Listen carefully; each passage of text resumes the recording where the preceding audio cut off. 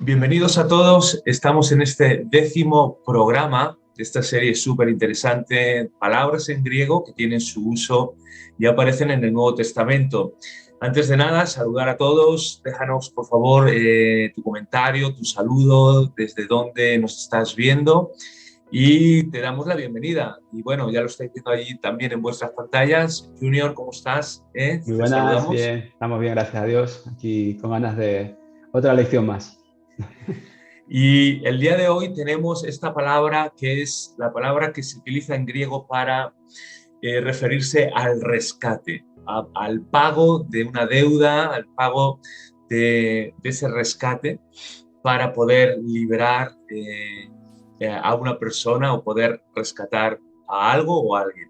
Esta palabra en griego es lutrón. Y lo primero que queremos hacer es, como siempre, ver, antes de meternos, introducirnos en el uso que le da el Nuevo Testamento, es ver de dónde viene esta palabra, qué significa, cómo se aplicaba o se usaba también, pues es en ese griego clásico, ¿no? Ya estamos hablando de hace 2000 años, incluso nos remontaremos a un poquito más en el Antiguo Testamento. Así que, ¿de qué palabra estamos hablando? Que ya la ha dicho Lutrón, pero ¿qué es lo que nos puedes hablar de ellas? Si esto fuera como un regalo que le vamos a quitar el envoltorio. Pues sí, muy buenas a todos. Pues sí, la palabra, como tú has dicho, viene de un griego clásico, la palabra lutrón, y está mayormente en plural, ¿vale? Es una palabra en plural y su significado básico, pues la podríamos traducir, o se podría traducir como el precio de la libertad.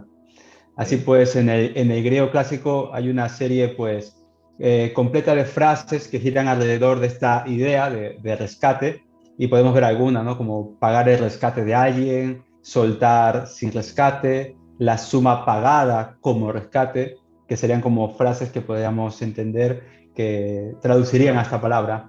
Entonces, casi siempre la palabra es literal en el griego clásico y significa que el precio pagado por la libertad de alguien hay un autor, Suidas, que define el lutrón simplemente como mixtos, que significa paga o precio.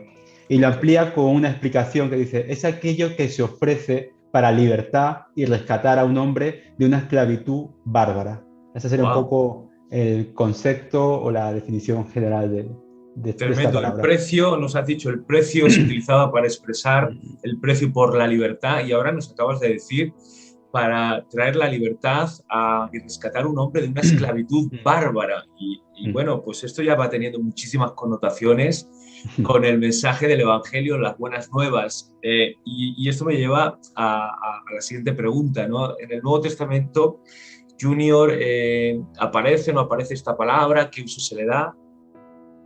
Pues a ver, sí, esta palabra aparece en el Nuevo Testamento, pero vamos un poco a meternos en el trasfondo, ¿no? Para poder Mm, entender siempre una palabra. Ahora que todos estamos estudiando también las escrituras, vemos que siempre el trasfondo hay que ver el contexto y todo. mm, Vemos que para cualquier escritor del Nuevo Testamento, la palabra tendría pues dos trasfondos, ¿vale? ujú, Nos podríamos basar en el uso que se le daba en el Antiguo Testamento claro. y entonces, uno de ellos, el correspondiente al pensamiento del Antiguo Testamento y a la forma en la que se usaba este vocablo en el Antiguo Pacto, tenemos que usar la Septuaginta. Sabemos que la Septuaginta es el Antiguo Testamento, pero en griego. Claro, Entonces vemos que Lutrón se encuentra unas 18 veces ok, y, y vamos a un poco a ir diciendo textos en los cuales podemos entender, ¿no? Por ejemplo, si un hombre poseía un buey que era pues bravo, muy peligroso, y tú este buey no lo habías atado bien o no lo habías sujetado bien, en sí, el momento de que este buey se altera y mata a alguien, el propietario de este buey tenía que morir, tenía que pagar una vida por otra vida, ¿no? Y dice, a claro. menos que pagaras un lutrón. Ah, ok, Entonces, ¿vale? Pagas un lutrón, que sería como dinero de sangre, para sí, rescatar su vida. Esto pues, tenemos un ejemplo en Éxodo 21:30. Si un hombre mataba deliberadamente a otro y no había un lutrón para ese hombre, no había un pago para ese hombre, el asesino tendría que ser ejecutado. También lo claro. vemos en Números 35-31. Y si alguien, un israelita muy pobre, ¿no? Alguien que está muy pobre, se vende a un extranjero millonario o rico, Sí, eh, alguno de sus parientes podía redimirlo si, y el precio para poder redimirlo era el lutrón. claro.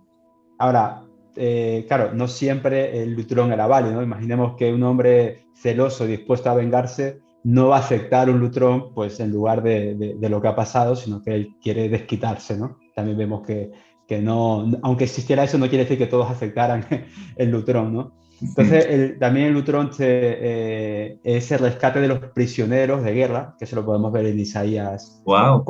45:13. También, por otro lado, en el Antiguo Testamento tiene un uso especialmente interesante, ¿no? Y es que todos sabemos que los primogénitos, ¿no? Los primogénitos como hijos, los primogénitos también de los animales, siempre eran entregados y consagrados a Dios desde que el Señor, pues, perdonó la vida de todos los primogénitos judíos en la Es noche de la verdad. primera Pascua, allí en Egipto, ¿no? Creo que a todos nos suena esta historia.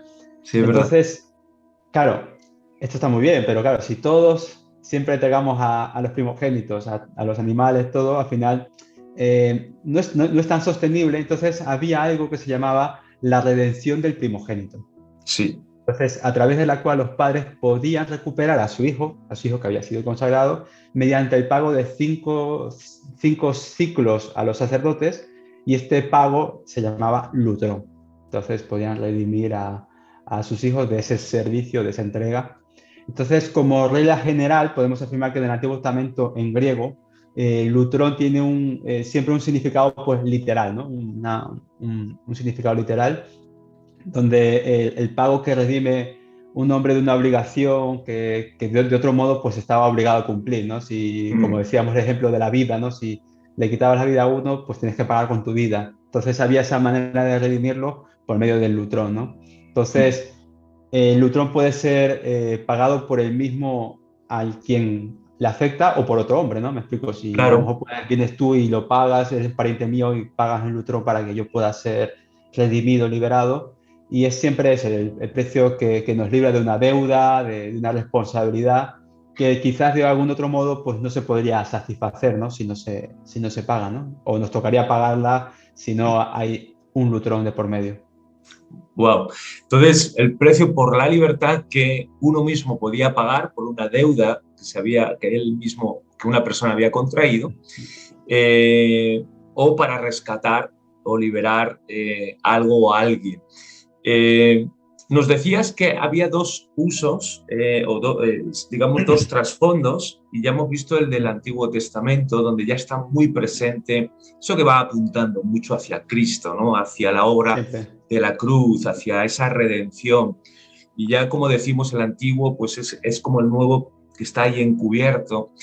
Y ya desde el Antiguo vemos, ¿no? Que Dios está apuntando hacia esa obra de Cristo a través de la cual pagaría por nuestra libertad. Pero nos hablabas de un segundo trasfondo. ¿De qué segundo trasfondo estamos hablando? Y si esto ya tiene que ver más con el Nuevo Testamento. Pues sí, ya aquí ya nos metemos un poco en el griego contemporáneo, por así decirlo, de la época del Nuevo Testamento.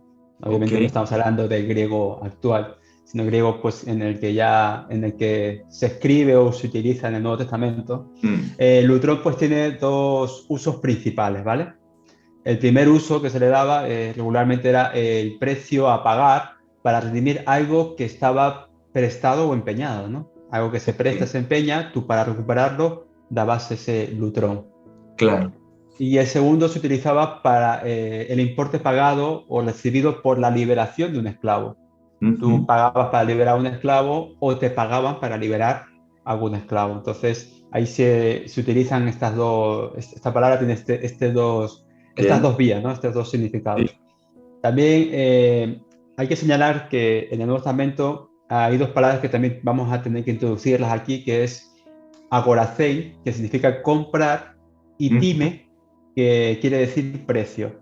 Y la ok, vamos a entender un poco en el contexto, por ejemplo, Pablo lo utiliza mucho cuando dice, o ignoráis, dice que no sois vuestros, esto lo vemos en 1 Corintios 6:19, porque mm, habéis sido comprados, sí, agoracei, por precio, time.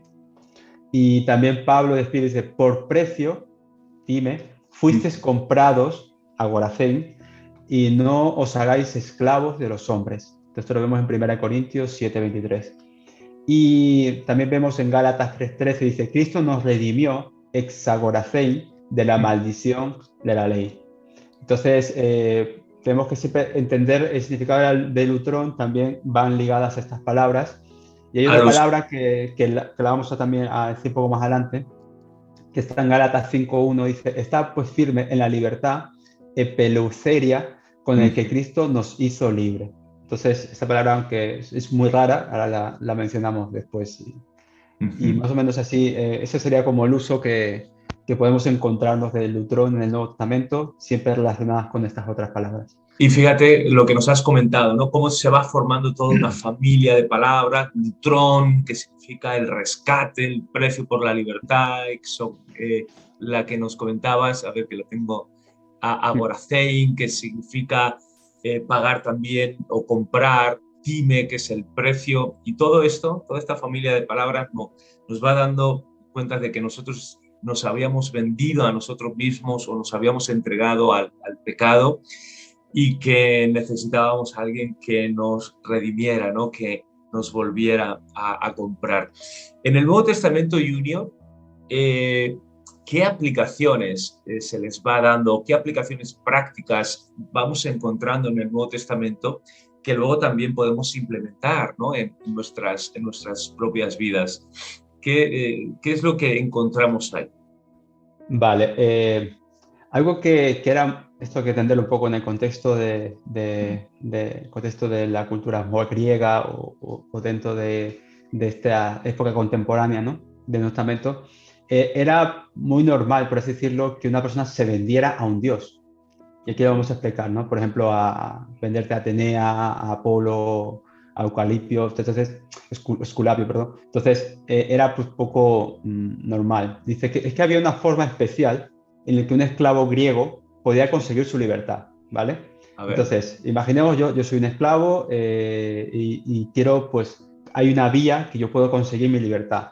Entonces, ¿Okay? consistía de que yo puedo ir ahorrando de lo poco a poco que yo voy consiguiendo y quizás durante años yo lo voy depositando todo esto en el templo de algún dios. Imaginemos el dios Atenea, Apolo. Yo lo voy ahí, pues voy invirtiendo. Eso es como invertir ¿Okay? en mi libertad. Voy ¿Okay? metiendo allí todo lo poco que voy haciendo, esas pequeñas cantidades de las que yo podía ganar. Tras muchos años de ahorro y de esfuerzo, pues yo logro reunir la cantidad para poder completar mi libertad, para poder pagar o comprar mi libertad.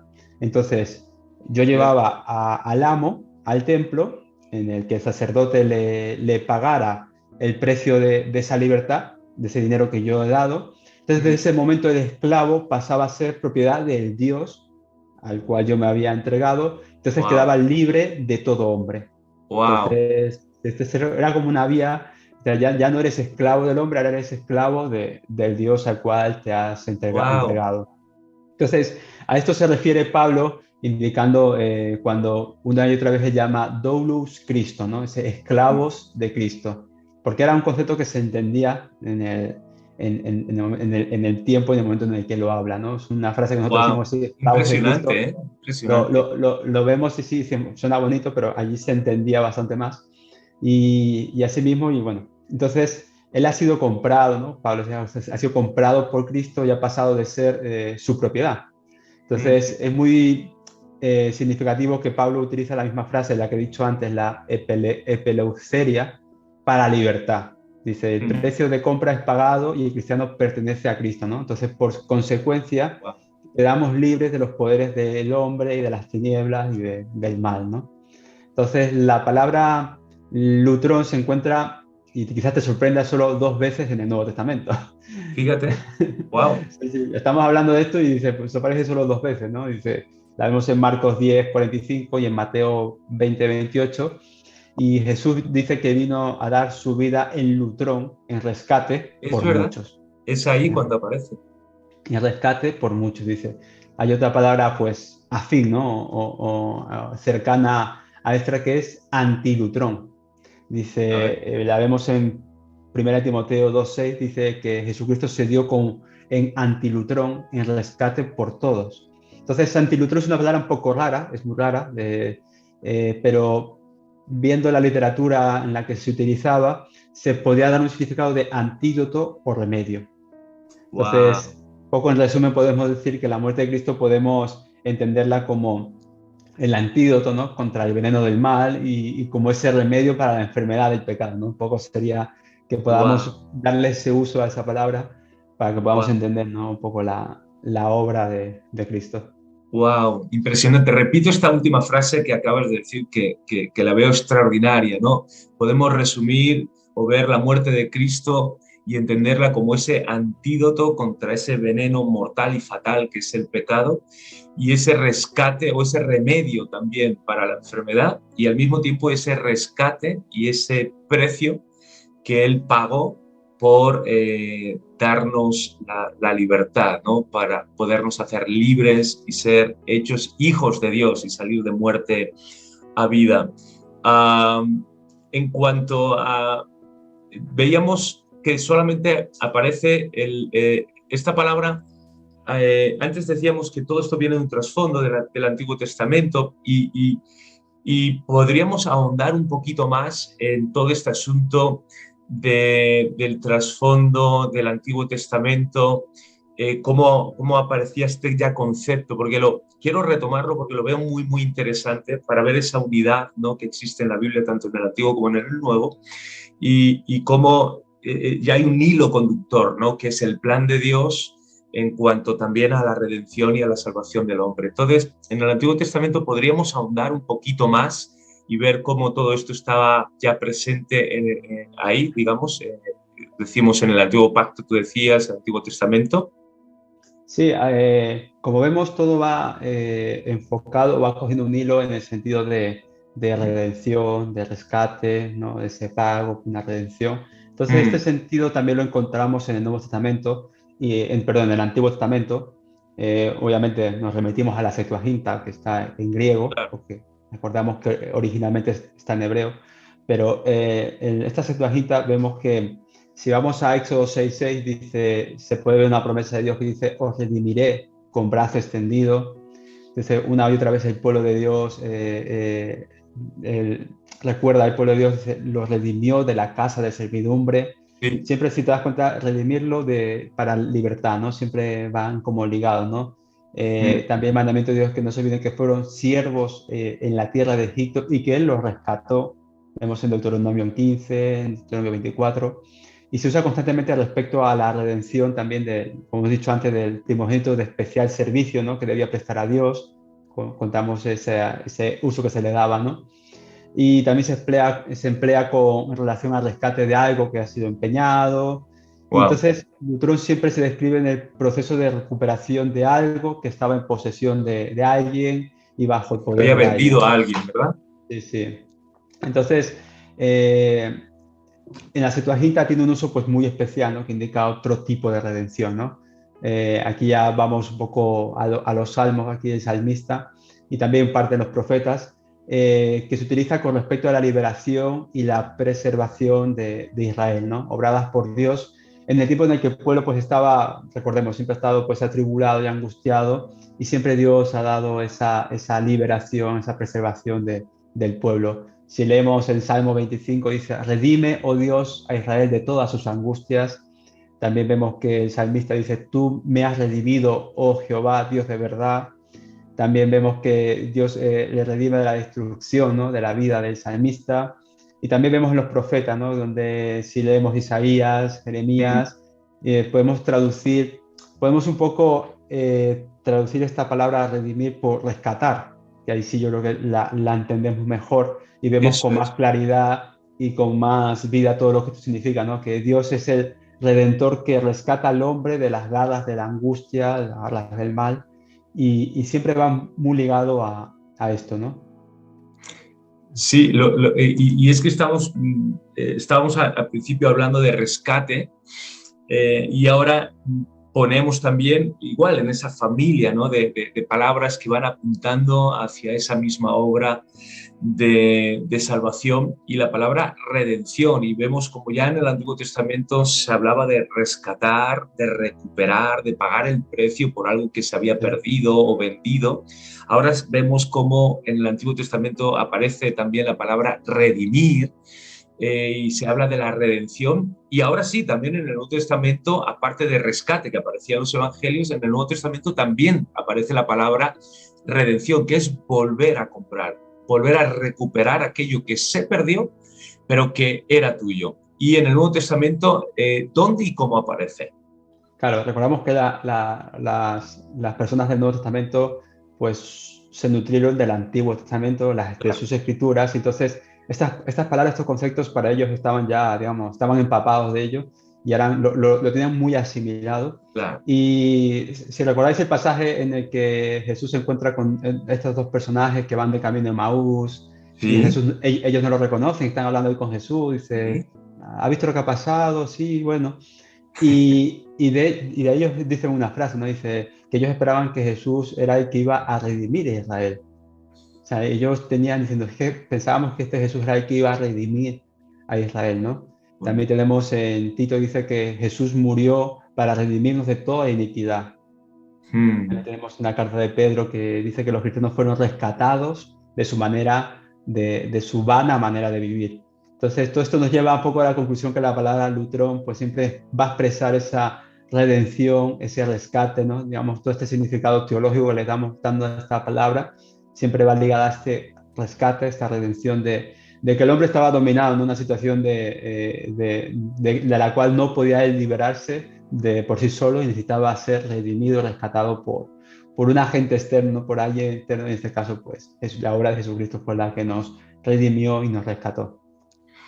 Sí, y vemos, como tú dices, ¿no? Vemos esa unidad del antiguo que ya va apuntando hacia esa revelación plena que encontramos en la persona y en la obra de Jesús, redimiéndonos, pagando el precio y a diferencia, ¿no? A diferencia que me ha encantado ese ejemplo de cómo los esclavos, si querían alcanzar su libertad, tenían que ir ahorrando poquito a poquito, ¿no? Metiendo sus ahorros en la hucha que estaba en el templo para luego venderse o entregarse o que ese Dios lo comprara. Pero claro, la diferencia de esos es que nosotros no somos los que vamos ahorrando y pagando el precio en nuestra propia libertad, sino que alguien nos tuvo que sustituir, tomar nuestro lugar, en este caso Cristo, y por el precio de la vida y de la muerte de Jesús en la cruz, pues es que Él mismo, ¿no? Pagó por nosotros. Me llama la atención también, Junior, que rescata aparece un par de veces, el tema de la redención aparece, creo que comentabas 3 veces o nos dabas 3 versículos bíblicos, en temas tan fundamentales y tan importantes como es la redención, ¿no? Como es el redimir. Pero todo esto se debe, también decías, es que esto es una familia, ¿no? De muchas palabras. Estaba Gaurastein por un lado, estaba Time por otro lado, nos has dicho el antilutrón. Oye, tenemos más palabras que forman este gran rompecabezas de lo que es la redención.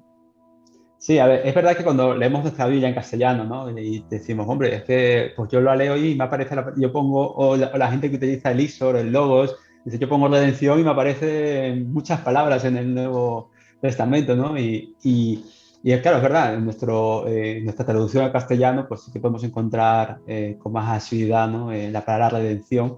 Y la respuesta, pues, que podemos dar es que hay otra palabra de la familia del lutrón, que Mm, es apolutrosis.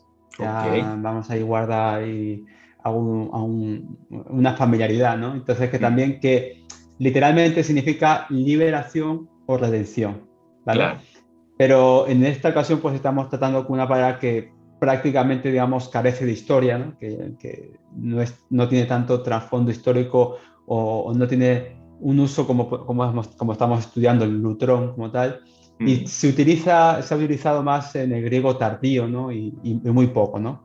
Pero cuando se usa siempre es respecto a los prisioneros de guerra que son rescatados, ¿no? wow, En los papiros, que es donde nos basamos, no hay tampoco ejemplos. Y en la Septuaginta solo aparece en Daniel 4:30, donde se utiliza con referencia al restablecimiento de Nabucodonosor tras haber estado enfermo, pero el Mm, Nuevo Testamento se usa 10 veces y siempre son pues, significantes. Obviamente cuando se utiliza el Nuevo Testamento tiene un significado. Y vamos un poco a mencionar un poco de las más significativas, ¿vale? No vamos mm, a mencionar todas. Primeramente, pues vemos que se usa con respecto a ser redimidos del pecado, o sea, siempre en conexión con la obra de Jesucristo.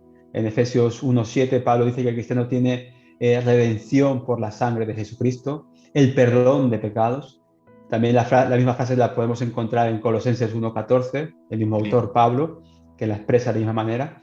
Y entonces la misma idea también se puede encontrar en Hebreos, el autor de Hebreos también la utiliza. Entonces el mm. perdón de pecados está muy ligado, o sea, está muy unido a la obra y la muerte de Jesucristo, ¿no? Que Entonces, alguien tiene que pagar, claro. claro, entonces también otro uso que se le da es a la nueva relación de fraternidad, ¿no? Esa filiación que tenemos ahora con el Padre, en el que un hombre, en la que el hombre entra por la obra de Jesucristo, ¿no? A ser también llamado hijo, a Mm, ser adoptado, ¿no? Pablo dice que el cristiano es justificado gratuitamente por la gracia de Jesús mediante la redención que es en Jesucristo, ¿no? Vemos otra vez claro. siempre todo, vemos que siempre va ligado a Jesucristo, Y, sí, sí, no, y el paréntesis, fíjate, justificado dice gratuitamente, pero qué curioso, ¿no? Para sí. nosotros, Para nosotros, claro, del otro lado, del lado nuestro del hombre de la redención, para nosotros es gratis,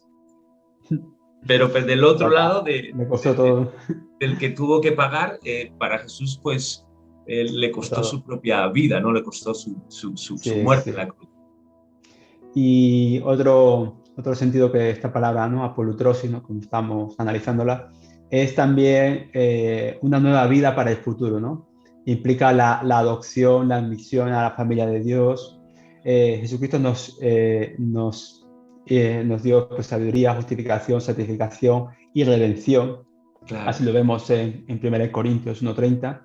Entonces, Apolutrosis no solamente mira atrás, ¿no? Al perdón, ¿no? Es decir, éramos esclavos, estábamos condenados y nos ha perdonado, sino que también mira hacia adelante, ¿no? O sea, también tiene Mm, una visión hacia esa vida recreada en Cristo, esa vida, esa nueva vida en Cristo, ¿no? claro, Eh, y la cuarta, pues va muy ligada a esta última que he dicho, y es que tiene ese enfoque escatológico, ¿no? Ese enfoque a futuro, en ese goce anticipado de un proceso y una claro. gloria que encontrará, ¿no? En esa consumación de la venida de Cristo y en los lugares celestiales, ¿no? Y esta redención que se obró por la sangre de Jesucristo nos hace posible el perdón de pecados y nos facilita esa nueva relación con Dios y nos da una nueva vida en una nueva tierra, en unos nuevos cielos, que finalmente pues gozaremos, ¿no?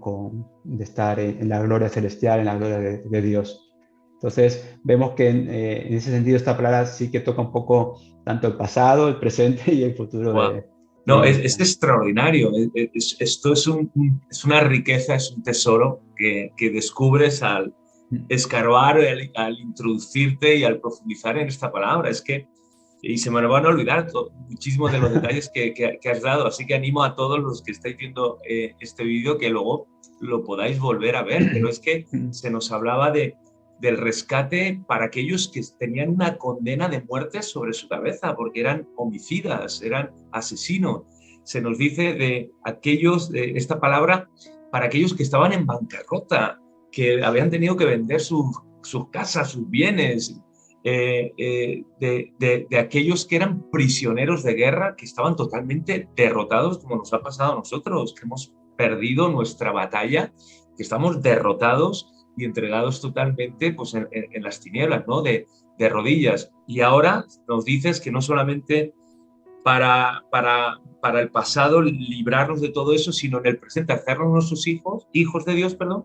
Y luego, claro, el Señor nos rescata y nos saca de la basura, por así decirlo, del basurero, pero nos saca para llevarnos a otro lugar, para llevarnos, ¿no? A su reino, a su casa, a su hogar, a su presencia. Pues es tremendo, ¿eh? Yo de verdad animo a que, yo sé que hemos metido muchas palabras porque, y tenemos que ser muy honestos, y te lo agradezco mucho, de verdad, Junior, que nos des, decir, a ver, es que esto es una familia de palabras que en su conjunto conforman una idea muy importante y muy central en en la enseñanza, ¿de acuerdo? En la doctrina, en este caso, Sí, del Nuevo Testamento. porque darle un significado simplemente de traducción, pues es lo que comentamos al principio, ¿no? Pues ese precio para pagar por algo, para liberar, pero ya dándole ese significado teológico, ¿no? Ese que nosotros buscamos entender por qué se utiliza en el Nuevo Testamento y cuando aparece, qué otras palabras están ligadas a ella o en qué conjunto se usa, pues la verdad que vemos que tiene un trasfondo y un significado mucho más profundo del que podemos ver, ¿no? Y leerlo así tan a secas, ¿no? Como muchas veces Claro, no, vemos. no, y nos has lanzado un montón de piezas que conforman este rompecabezas, por así decirlo, ¿no? Esta foto en grande, panorámica. Pues, Junior, ¿a qué conclusiones, ¿vale? Podríamos llegar con estas palabras que ya las tenemos que juntar, ¿no? Rescate, redención, liberación, pagar el precio. ¿A qué conclusiones podríamos llegar para dejarlo súper, súper claro a la gente? Vale, podríamos dar tres conclusiones así. Creo que todas más o menos ya las tenemos claras y las Mm, entendemos. Dice, claro, primeramente el hombre, y tú también lo has dicho, ¿no? El hombre era cautivo, ¿no? Pues era esclavo, prisionero de un poder extraño, ¿no? De este mal. Y había algo que tenía en sus garras al ser humano, al hombre, ¿no? O sea, estábamos ya atados, entonces necesitamos que alguien, pues, nos liberara, ¿no? mm, No hay un segundo, pues podríamos decir que no hay ningún medio concebible en el que el hombre hubiera podido librarse o rescatarse a sí mismo, ¿no? No está ese medio que, como decíamos, el esclavo que buscaba dar sus pequeñas inversiones al Dios para poder liberarse, nosotros no vemos que no es así, ¿no? Y estaba el hombre desvalido, ¿no? En las garras de este poder, de este mal, en esta situación en la que él no podía ni controlar ni cambiar, no se podía variar. Y entonces la liberación del hombre fue llevada pues, a cabo pues, por la obra de Jesucristo. La obra mm, de Jesucristo fue la única que pudo dar ese lutrón, ¿no? esa redención, quien pagó el precio necesario para efectuarla y satisfacer así la justicia divina, ¿no? Y como tú has claro. dicho, o leíamos de Pablo, ¿no? Que gratuitamente para nosotros, pero que a él le costó todo, ¿no? Que para él le costó todo para poder pagar y poder nosotros ser liberados y poder ahora ser esclavos de Jesucristo, pero libres, ¿no? Que es algo que ya entendemos porque ya sabemos a lo que se refiere o por qué Pablo lo utiliza, ¿no? De esa manera, ¿no? Pasas Wow. de ser esclavo a ser esclavo ahora de un Dios, pero eres ya libre, libre de todo hombre, de toda atadura, de toda esclavitud.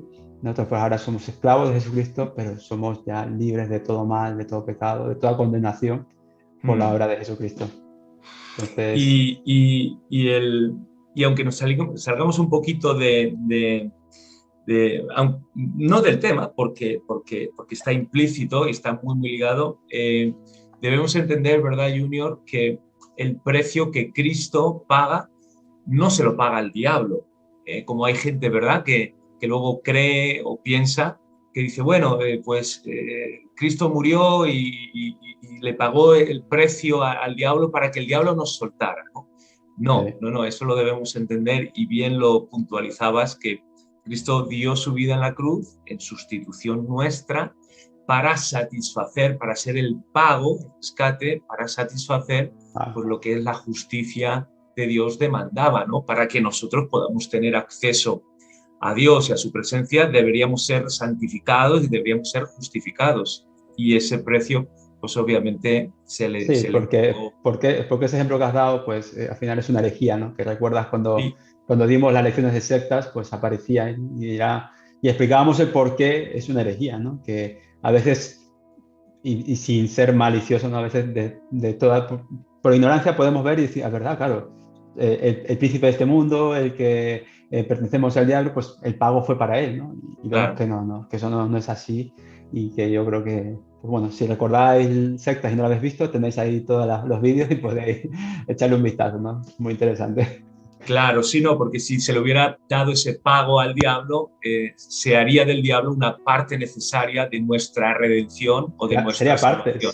Sería parte de nuestra salvación, decíamos, Claro. ¿no? Y no puede ser, ¿no? Porque la salvación es de Dios, es en Dios, es de Dios, es por y para Él. Y estaríamos dando un lugar al diablo que no le corresponde. O sea, le estamos dando Casi, un casi lugar, que... lo que siempre decimos, un maniqueísmo ahí entre una fuerza entre el bien y el mal, y mismo nivel al enemigo que a Dios, y no. Claro, Entonces, casi, casi sería nuestro liberador, porque sería el que nos soltaría, nuestro corredentor, liberador y no. todo esto.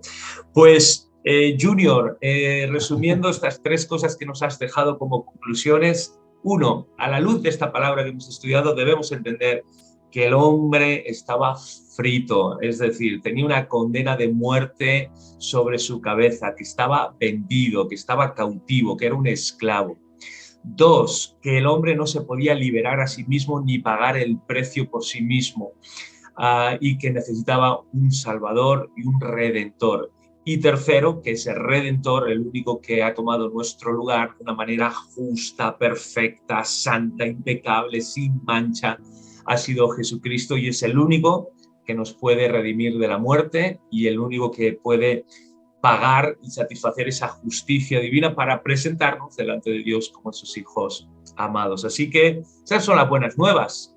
Ese es el Evangelio, que todo aquel que en él cree, en Jesús, pues no se pierde, sino que tiene Vida vida eterna. eterna. Pues, Junior, hoy ha sido conciso, preciso, Sí, sí. macizo, pero ha sido súper, súper intenso y súper interesante. De nuevo, te agradecemos muchísimo tu tiempo, la preparación para dar este estudio. ¿Y qué hacemos, Junior? Ya nos despedimos, ¿no? Sí, nos pedimos. Ya, como te has dicho, ha sido poquito, pero hay muchas palabritas que se puede luego ver con calma, que se puede analizar y vemos que al final es muy interesante, ¿no? Que es muy buena. Así es, así que familia rockera y familia amada del Señor que nos estáis viendo y visualizando, lo que hacemos es que nos despedimos de este programa y nos emplazamos para la siguiente semana. Que el Señor os bendiga, seguimos unidos y conectados. Nos vemos la semana que viene. Bye. Bendiciones a todos. Adiós.